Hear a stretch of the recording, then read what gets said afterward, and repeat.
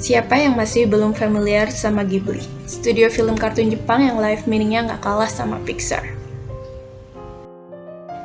Ada yang belum familiar dengan stoikisme juga?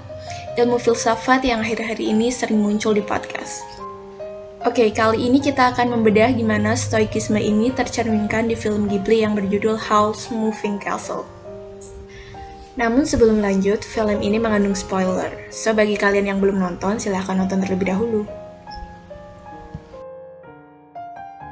Oke, lanjut ke sinopsis. Film ini mengisahkan Sophie, gadis cantik pengrajin topi yang pergi ke lembah pembuangan untuk mematahkan kutukan penyihir jahat yang membuatnya menjadi nenek tua. Di dalam perjalanannya, Sophie bertemu dengan orang-orang sawah yang akhirnya menuntun Sophie bertemu penyihir tampan legendaris, Howl, asisten Markle, dan iblis api Calcifer yang membuat kastil bisa berjalan. Meskipun kutukan gak serta-merta hilang, Sophie bersikeras tinggal di kastil sebagai cleaning lady sampai cara untuk memutuskan kutukan ditemukan. Setting film ini diambil pada masa peperangan yang dipicu oleh hilangnya pangeran dari kerajaan tetangga. Raja pun memerintahkan seluruh penyihir kerajaan untuk ikut turun tangan ke medan perang termasuk Howl dan si penyihir pembuangan yang selama ini membuntutinya dan yang telah mengutuk Sophie. Cobaan Sophie nggak cuma berhenti di situ saja. Sisa cerita berlanjut bagaimana Howl, Sophie, dan anggota lain berupaya menghindari perang kerajaan walaupun mereka sendiri sebenarnya sedang perang batin dengan takdir. Lalu di mana aja nih bagian-bagian yang mencerminkan filosofi stoiknya? Let's break them down. Yang penting bukanlah apa yang terjadi padamu, melainkan bagaimana kamu bereaksi terhadapnya. Alih-alih meluapkan kemarahan dan mengutuk keadaan, Sophie malah melihat dirinya yang tua sebagai hal yang positif.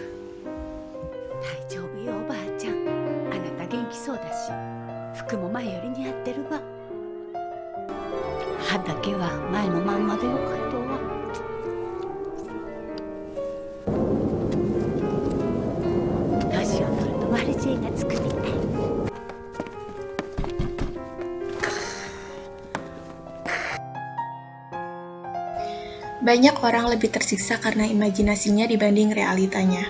Rasa insecure menjadi salah satu motif di dalam film ini. Nggak dipungkiri, rasa cemas bagaimana dirimu dipandang orang lain pasti tetap ada dan menjadi perang batin tersendiri. Ada adegan di mana Howl meributkan hal soal penampilannya. Sophie yang sempat telah menghadapi cobaan ini sontak langsung memarahi Howl dan menangis jadi-jadinya.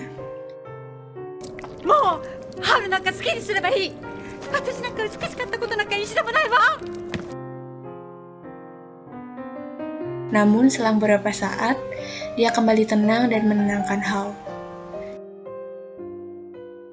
Satu-satunya cara menuju kebahagiaan adalah dengan berhenti mengkhawatirkan hal-hal yang berada di luar kemampuan kita. Masih dalam motif yang sama, di sini Sophie nggak henti-hentinya mensupport Howl yang sulit kembali ke wujud manusia. Walaupun Sophie belum bisa mematahkan kutukan pada dirinya sendiri, dia tetap menguatkan Howl untuk tidak menyerah pada keadaan.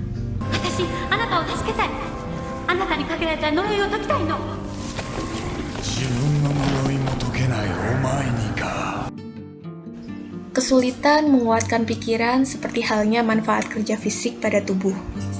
Terdapat adegan di mana Sophie dan penyihir harus mendaki puluhan anak tangga saat pergi melapor ke kerajaan. Di sini, life spirit Sophie tiba-tiba memiliki kemampuan di luar fisiknya yang tua.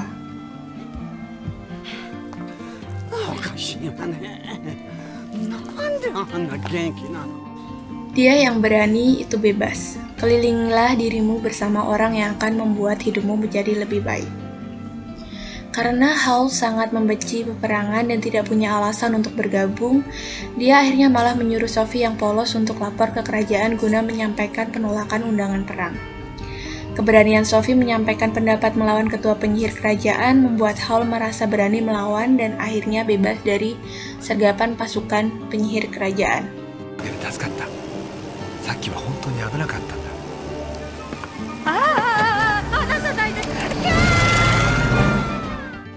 Kekayaan yang hakiki bukanlah dari banyaknya harta, namun dari hati yang selalu merasa cukup. Di sini kita lihat Penyihir mendapatkan balasan di mana dia menjadi pikun dan kehilangan semua kekuatan karena keserakahannya.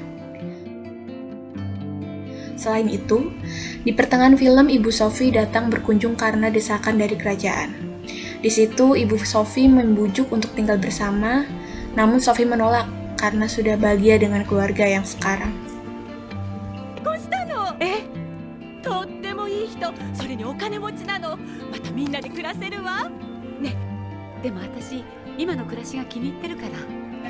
Jangan buang waktu berpendapat tentang apa yang harus orang baik lakukan.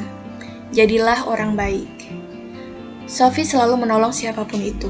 Di filmnya, Sophie tanpa ragu menolong Turnip Head yang terjebak di semak-semak, menolong Howl dan Calcifer dari kutukan, dan lebih herannya lagi, rela merawat penyihir yang jelas-jelas membuat hidupnya sengsara. Selain itu, terdapat adegan di mana Sophie mematahkan kutukan Turnip Head yang ternyata adalah pangeran yang selama ini hilang. Karena ketulusan Sophie, pangeran ini berjanji akan membujuk kerajaan untuk menghentikan perang.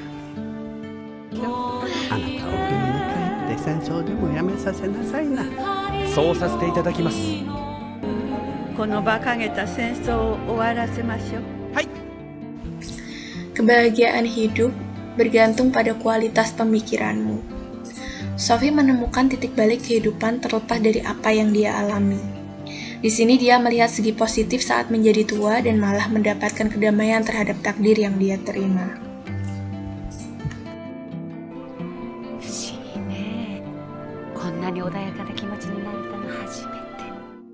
Jika seseorang tidak tahu kemana dia berlabuh, angin pun menjadi hal yang tidak menguntungkan.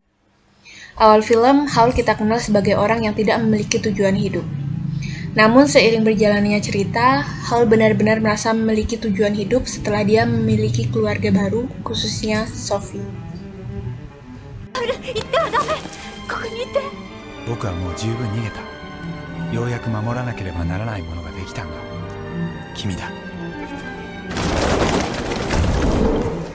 Nah, itu tadi nilai-nilai stoikisme yang terrefleksi di film Howl's Moving Castle.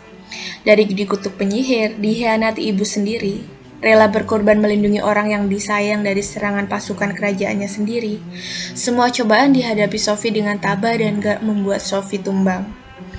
Dari sini kita melihat keikhlasan Sophie berbuah manis semua yang dia alami. Malah, akhirnya mempertemukannya dengan pasangan hidup dan keluarga baru. Gimana nih menurut kalian? Seberapa ikhlas kalian saat ini menjalani hidup? Hope you are as strong as Sophie. Kalau kalian ingin share pendapat, you can just drop comment down below and jangan lupa subscribe. Oke guys, kalau gitu jumpa lagi ya di review selanjutnya. Until next time.